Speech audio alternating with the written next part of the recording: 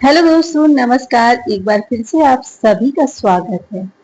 तो दोस्तों, आज हम वो बुक समरी बनाने वाले हैं जिस बुक के बारे में आपको बताने वाले हैं, द प्राइस ऑफ मनी।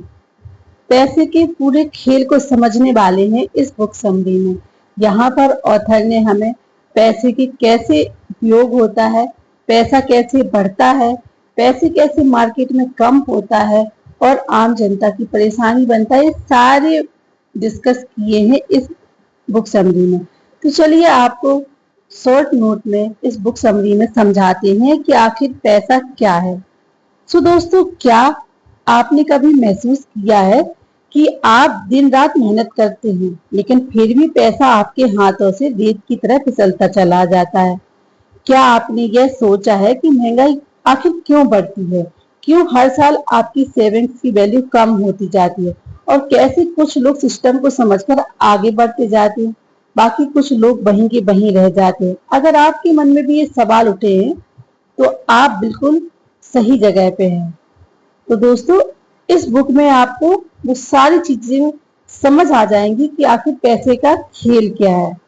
तो दोस्तों, इस बुक में असली कीमत पैसे को समझाती है। वो ये भी बताती है कि इस रिग्ड यानी टेढ़े मेढ़े सिस्टम में आप समझदारी से खेल खेल सकते हैं। तो जी हाँ दोस्तों, रॉब डिक्स द्वारा लिखी गई मशहूर किताब जिसमें मनी यानी पैसे कागज का टुकड़ा नहीं है, एक ऐसी शक्ति है जो दुनिया को चलाती है। लेकिन क्या वो नंबर जो आपके बैंक अकाउंट में दिखता है वो असली वैल्यू है? इस किताब के जरिए रॉब डिक्स इस पैसे की अदृश्य दुनिया की सैर कराती है जिसे जानना हर इंसान को जरूरी है, चाहे वो एक स्टूडेंट हो, जॉब करने वाला हो या फिर एक बिजनेसमैन हो। तो दोस्तों, इस वीडियो में हम आपको ले चलेंगे एक ऐसी यात्रा पर जहां आप जानेंगे कि सेंट्रल बैंक्स कैसे पैसे की सप्लाई को कंट्रोल करते हैं, इन्फ्लेशन की सच्चाई क्या है, क्यों फाइनेंशियल सिस्टम कुछ लोगों के लिए ज्यादा फायदे का सौदा है और कैसे आप भी अपनी फाइनेंशियल सोच को मजबूत बनाकर इस खेल में जीत सकते हैं। हम आपको बड़े ही आसान और दिलचस्प तरीके समझाएंगे कि इस सिस्टम की जड़ें कितनी गहरी हैं और कैसे आप उसमें फंसे बिना अपना रास्ता बना सकते हैं। आज का दौर ऐसा है जहां नॉलेज ही सबसे बड़ी करेंसी है और यही नॉलेज आपको इस वीडियो में हम देने जा रहे हैं। तो दोस्तों, हम चाहते हैं जब आप इस वीडियो को देखो तो सिर्फ आपको किताब की समरी ना मिले बल्कि एक नया टॉपिक मिले पैसे को देखने, समझने और इस्तेमाल करने का। यहाँ पर ऑथर ने इस किताब में जो बातें कही हैं वो थ्योरेटिकल नहीं, वो प्रैक्टिकल है, वो रियल है और आज की इकोनॉमी से जुड़ी हुई है। हम इन कॉन्सेप्ट को आपकी जिंदगी से जोड़कर इस वीडियो में पेश करेंगे ताकि ये सिर्फ एक सुनाई गई कहानी ना लगे बल्कि एक अनुभव बने, एक ऐसा अनुभव जो आपके सोचने का तरीका ही बदल दे। दोस्तों, अगर आप भी इस अनफेयर फाइनेंशियल वर्ल्ड में स्मार्टली सर्वाइव ही नहीं बल्कि प्रोसेस करना चाहते हैं, तो अगर आप चाहते हैं आपकी मेहनत की कमाई खर्चों में ना उड़ जाए बल्कि आपकी फ्यूचर को सिक्योर करे, तो ये वीडियो सिर्फ आपके लिए। तो दोस्तों, वीडियो को अंत तक जरूर देखिएगा क्योंकि हर सेक्शन में आपको वो इंसाइट्स मिलेंगी जो शायद आपने पहले कभी नहीं सुनी। तो दोस्तों, चलिए अब बिना देर किए हुए हम शुरू करते हैं द प्राइस ऑफ मनी की वो अनकही कहानी जो आपको पैसे के पीछे छुपे असली सच से रूबरू कराएगी। तो इस बुक का चैप्टर 1 है, पैसा आखिर क्या है। क्या कभी आपने सोचा है कि अगर दुनिया से एक दिन पैसा अचानक गायब होगा तो क्या होगा? तो दुकानें तो शायद खुलेंगी, चीजें भी उन दुकानों में होंगी और लोगों के पास समय भी होगा, लेकिन फिर भी सब कुछ थम जाएगा। क्यों? क्योंकि पैसे के बिना ये दुनिया जैसे अपनी धुरी से तर जाएगी। पैसा जिसे हम हर दिन छूते हैं, गिनते हैं, बचाते हैं और खर्च करते हैं, असल में है क्या? क्या ये सिर्फ एक कागज का टुकड़ा है जिस पर सरकार की मोहर लगी होती है, या फिर कुछ और गहराई है इसके पीछे जो हमें दिखाई नहीं देती? दोस्तों, एक बच्चा जब अपनी पहली गुल्लक में सिक्का डालता है तो उसे लगता है कि उसके पास ताकत है, और एक बुजुर्ग जब अपनी जीवन भर की कमाई गिनता है तो वह सिर्फ नंबर नहीं देखता है, वो अपने पूरे संघर्ष, त्याग और उम्मीदों को देखता है।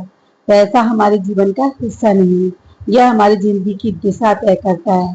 रॉब डिस्क हमें एक ऐसी यात्रा पर ले जाती है जहां हम उस दुनिया को समझते हैं जो दिखती नहीं बल्कि हमारे हर फैसले को चलाती है।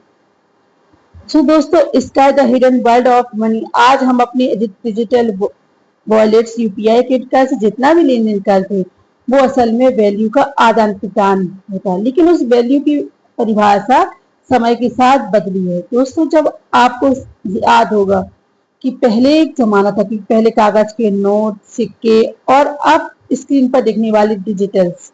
लेकिन जो बात सबसे ज्यादा चौंकाने वाली है कि पैसा कभी स्थिर नहीं रहा। जिस 100 रुपए की आज कोई वैल्यू नहीं है, वही कुछ दशक पहले वो 100 रुपए आदमी के पूरे महीने की खर्च करने के लिए होता था। उस सिस्टम में छुपा है जिसने पैसे की परिभाषा को अपनी सुविधा के अनुसार बदला।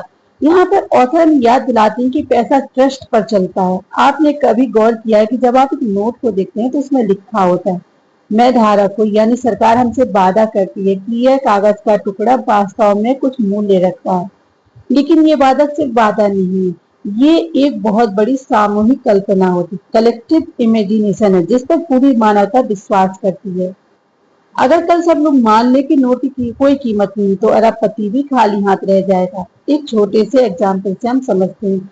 मान लीजिए एक गांव में सिर्फ 10 सोने के सिक्के हैं और उन सिक्कों से ही सारे लेन देन होते हैं। अब अगर कोई तीसरा व्यक्ति और 10 नकली सिक्के छापकर बाजार में डाल दे तो क्या होगा? पहले तो लगेगा सबके पास ज्यादा पैसा है, लोग ज्यादा खरीदारी करने लगेंगे। लेकिन धीरे धीरे चीजों की कीमतें बढ़ी हैं क्योंकि अब बाजार में सिक्के ज्यादा है। यही तो होता है जब सरकारें जरूरत से ज्यादा पैसे छापती हैं। पैसा अब एक सिंबल बन चुका है, a symbol of our believe in a system. और यही सिस्टम कई बार हमारे खिलाफ काम करता है, खासकर जब तब हमें उसे समझ नहीं होती। इसीलिए जानना जरूरी है कि पैसा सिर्फ कमाने और खर्च करने की जरूरत नहीं है, ये एक टूल है, एक कॉन्सेप्ट है जिसे समझना हर इंसान के लिए उतना ही जरूरी है जितना हवा में सांस लेना। दोस्तों, जो लोग इस सिस्टम को समझते हैं वो इसके मास्टर बन जाते हैं और जो नहीं समझते वो पूरी जिंदगी दौड़ में भागते रहते हैं बिना ये जाने कि रेस असल में हो किस दिशा में रही है। दोस्तों, अगर आप वाकई में फाइनेंशियल फ्रीडम की ओर बढ़ना चाहते हैं तो सबसे पहले ये समझिए कि पैसा है क्या। क्योंकि जब तक आप इसकी जड़ नहीं पहचानते तब तक आप सिर्फ सतह पर लड़ते रहेंगे। इस बुक का चैप्टर नंबर 2 है कि समय के साथ चीजें महंगी आखिर क्यों हो जाती हैं। जरा एक पल के लिए रुकिए और सोचिए। आपके दादा दादी ने जब पहली बार अपना घर खरीदा था तो उसकी कीमत क्या थी? शायद कुछ हजार रुपए। और उसी जमीन पर बना वही घर लाखों बल्कि करोड़ों में बिकता है। क्या अब उस घर में कोई सोना जड़ दिया गया है या दीवारें अब किसी और खास मटेरियल की बनी है? शायद नहीं। तो फिर उसकी कीमत इतनी क्यों बढ़ गई? यही सवाल हमें भीतर तक झकझोर देता है। हम सबकी जिंदगी में एक ऐसा समय आता है जब हम सोचते हैं पिछले साल यही सामान सस्ता था, अब इतना महंगा क्यों हो गया? या फिर सैलरी तो बढ़ती नहीं लेकिन खर्चे आसमान छू रहे। असल में ये सवाल सिर्फ आम आदमी के दिमाग में नहीं आते, बल्कि यही वो सवाल है जो हमें पैसे की असली समझ की ओर ले जाती है। जब एक बच्चा अपनी पॉकेट मनी से कुछ चीजें खरीदता है तो देखता है जो पिछले महीने जो 5 रुपए 2 टॉफियां आती थी वो अब एक ही मिल रही है। तो ये उसकी जिंदगी की फाइनेंशियल रियलिटी होती है और धीरे धीरे ये समझ और गहरी होती जाती है। अब इस दुनिया में से कोई सामान नहीं है जिसकी कीमत स्थिर हो। सब कुछ महंगा हो रहा है, खाना पीना, शिक्षा, स्वास्थ्य, मतलब हर चीज महंगी हो रही है, यहाँ तक कि आपके सपने भी। लेकिन क्या आपने कभी इस महंगाई की जड़ों को समझने की कोशिश की है? ये सिर्फ बाजार की मांग और आपूर्ति का खेल नहीं, यह एक ऐसा चक्र है जिसमें सरकारें, बैंक और वित्तीय संस्थाएं भी गहरे रूप से शामिल होती हैं। असल कहानी तब शुरू होती है जब सरकारें जरूरत से ज्यादा पैसे छापने लगती हैं। इमेजिन करिए आप कि अगर एक गांव में सिर्फ 100 केले और वहां 100 रुपए है तो हर केला 1 रुपए का होगा। लेकिन अगर अचानक से उस गांव में 200 रुपए बांट दी लेकिन केले अभी 100 ही है तो क्या होगा? अब हर केला 2 रुपए का हो जाएगा। यही इन्फ्लेशन, जिसे हम आम भाषा में महंगाई कहते हैं। और ये एक ऐसा खेल है जो धीरे धीरे आपकी जेब काटता है बिना आपको महसूस करा। अब आप कहेंगे कि अगर चीजें महंगी हो रही हैं तो हमारी इनकम भी तो बढ़ती है, लेकिन सच्चाई यही है कि आपकी इनकम उतनी तेजी से नहीं बढ़ती जितनी तेजी से चीजों की कीमतें बढ़ती हैं। यही फाइनेंशियल ट्रैप है। आज जो 100 रुपए की सेविंग आपने की है वो 10 साल बाद सिर्फ 70 के सामान ही खरीद पाएगी। यानी आप जितना भी कमा लें, अगर उसे सही तरीके से इन्वेस्ट या मैनेज नहीं किया तो आप हर साल चुपचाप गरीब होते जा रहे हैं, बिना किसी चेतावनी के। आपके माता पिता ने शायद अपने पैसे को बैंक में डाला, शायद सबसे सुरक्षित माना होगा, लेकिन आपने देखा वहां पे जो ब्याज मिलता है उसकी बहुत कम होती है उसकी दर। इसका मतलब है कि आप पैसे बैंक में रखकर बहुत नुकसान कर रहे हैं, फायदा नहीं। ये सच्चाई हमें समझनी होगी। ये सिस्टम हमारे सामने एक ऐसा इल्यूजन पैदा करता है कि हम सोचते हैं कि हम प्रोग्रेस कर रहे हैं, कि बहुत सी चीजें लेकर, नई नई चीजें लेकर, लेकिन अंदर ही अंदर हम एक दौड़ में, जहाँ फिनिश लाइन आपसे के आगे खिसकती जा रही है और हमारी ब्रेथ तेज होती जा रही है। अगर आपको ऐसा लगता है कि ये सिर्फ बड़ी बड़ी इन्वेस्टर और इकोनॉमिस्ट के लिए है, तो सबसे बड़ी आपकी भूल है। हर बात उस इंसान के लिए जो कमाता है, सपने देखता है और अपने परिवार का भविष्य सिक्योर करना चाहते हैं। दोस्तों, पैसों की कीमत सिर्फ वो नहीं जो आपने नोट में छपी हुई नंबर से देखते हो, बल्कि असली कीमत उसकी वो है कि आप उसकी क्या खरीद सकते हो। और जब चीजों की कीमतें रोजाना बढ़ रही हो तो आपको सिर्फ मेहनत नहीं, समझदारी से भी काम लेना है। इस कहानी को समझना आपके फाइनेंशियल सर्वाइवल के लिए उतना ही जरूरी है जितना कि ऑक्सीजन आपकी सांसों के लिए। तभी आप इस अनफेयर वर्ल्ड में न सिर्फ टिक पाएंगे बल्कि तरक्की भी करेंगे। तो दोस्तों, अब अगले हिस्से में जानते हैं कि इस फाइनेंशियल जाल से कैसे बाहर निकला जाए और कैसे अपने पैसों को स्मार्ट तरीके से इस्तेमाल कर इस महंगाई के खेल में खुद को मजबूत बनाया जाए। तो दोस्तों, यहाँ पर ऑथर चैप्टर 3 में बताते हैं कि पैसों की सप्लाई कौन नियंत्रित करता है। आपने कभी सोचा है कि नोट छापने की मशीन आखिर किसके हाथ में?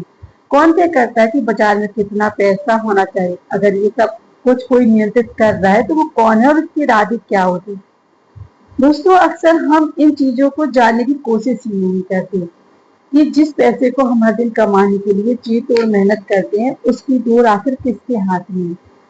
दोस्तों, एक आज आम आदमी के लिए पैसा सिर्फ जरूरत की चीज है, क्योंकि उसे अपने महीने भर के खर्च पूरे करने होते हैं और उसमें से कुछ बचत भी करनी होती है। ये सब उसे करना पड़ता है, लेकिन कुछ लोग इस सिस्टम को बनाते हैं और चलाते हैं और उससे फायदा उठाते हैं। और इस सिस्टम की नींव रखी गई है मनी सप्लाई, यानी मुद्रा की आपूर्ति को कंट्रोल करने वाले ढांचे पर। अब यहाँ पर सोचते हैं कि काम करता कौन है? ये काम करते हैं सेंट्रल बैंक। आपने बहुत बार सुना होगा कि federal reserve, European central bank या हमारे देश में आरबीआई। तो ये वो संस्थाएं हैं जो पैसे के फ्लो को मैनेज करते हैं, इंटरेस्ट रेट को तय करते हैं और ये डिसाइड करती हैं कि बाजार में लिक्विडिटी कितनी होनी चाहिए। लेकिन बात अभी यही खत्म नहीं होती, केवल आंकड़ों का खेल नहीं है, पावर का खेल है। आप सोचिए कि अगर एक बच्चा है जो स्कूल में पेंसिल बेचता है, पहले तो वो हर दिन 10 पेंसिल लाता है, लेकिन एक दिन फिर वो 100 पेंसिल लाने लगता है और बेचने के लिए दाम भी वही रखता है। कुछ दिनों तक तो बच्चे खुश रहते हैं, लेकिन फिर वो महसूस करते हैं कि पेंसिल की वैल्यू उतनी नहीं रह गई, अब वो खास नहीं लगती। वैसा ही होता है जब सेंट्रल बैंक्स पैसे की सप्लाई को बढ़ा देते हैं। अचानक से हर चीज की कीमत बढ़ने लगती है और जो पैसा आपकी जेब में है उसकी परचेजिंग पावर कम हो जाती है। अब सोचिए, क्या ये फैसला आपकी मंजूरी से होता है? बिल्कुल नहीं। और ये वही सच है जिसे जानना आपको जरूरी है। कोई एक कॉन्स्पिरेसी थ्योरी नहीं है, एक ऐसी रियलिटी है जो आपकी सैलरी से लेकर आपके सेविंग्स तक को साइलेंसली इफेक्ट करती है। इंटरेस्ट रेट्स यह भी पावरफुल टूल है जो इंस्टीट्यूशंस इस्तेमाल करते हैं। जब ब्याज दरें घटती हैं, लोग ज्यादा लोन लेते हैं, घर खरीदते हैं, खर्च करते हैं और जैसे ही ब्याज दरें बढ़ती हैं, बाजार ठंडा हो जाता है। ये एक ऐसा गेम है जिसमें आम लोग मर रहे हैं और चाल कोई और चल रहा है। बहुत से लोग ये सोचते हैं कि सरकारें पैसा छापती हैं और वही इसका इस्तेमाल करती हैं, लेकिन असल में सरकारें भी सेंट्रल बैंक से उधार लेती हैं और जब वो उधार चुकाने के लिए पैसा छापने लगती हैं, तब आता है इन्फ्लेशन का तूफान। एक ऐसा तूफान जो मिडिल क्लास को सबसे पहले इफेक्ट करता है। ये सब जानकर आपको शायद थोड़ा सा क्रोध आए और शायद हैरानी भी, और ये स्वाभाविक भी है कि हम सबको ये हक है कि हमारी मेहनत की कमाई के पीछे का असली खेल है क्या। जिस तरह एक खिलाड़ी को अपने मैदान के हर कोने का पता होता है, वैसे ही अगर आपको अपने पैसे को बचाना, बढ़ाना और सही दिशा में लगाना है, तो आपको इस फाइनेंशियल सिस्टम को समझना ही होगा। ये समझ आपको एम्पावरमेंट देती है, एक ऐसा पावर जो किसी सरकार से आता है, ना किसी बैंक से आता है, क्लैरिटी से, नॉलेज से और उस अवेयरनेस से, जो आपको ब्लाइंड सिस्टम का शिकार नहीं बल्कि उसके ऊपर उठकर सोचने वाला इंसान बनाती है। तो अगली बार जब आप ये सुने कि ब्याज दरें बढ़ा दी गई या रिजर्व बैंक ने पॉलिसी में बदलाव किया है, तब आप सिर्फ सर हिलाकर आगे नहीं बढ़ेंगे, तब आप ये जानेंगे इसके पीछे क्या इम्प्लीकेशंस हैं आपके लिए, आपके परिवार के लिए और आपके भविष्य के लिए। इसलिए ये दोस्तों जरूरी है कि हम इस इनविजिबल पावर को देखना और समझना शुरू करें, ताकि पैसा सिर्फ एक दौड़ बनकर ना रह जाए बल्कि एक टूल बने जो हमारी जिंदगी को बेहतर बनाने का जरिया हो। तो वो अब इस बुक में चलते हैं चैप्टर 4 में, कर्ज का विस्फोट। क्या आपने कभी सोचा है कि हम इतनी मेहनत करते हैं फिर भी हमेशा पैसों की तंगी क्यों महसूस होती है? हर महीने की सैलरी आते ही हमारे हाथ से फिसल जाती है।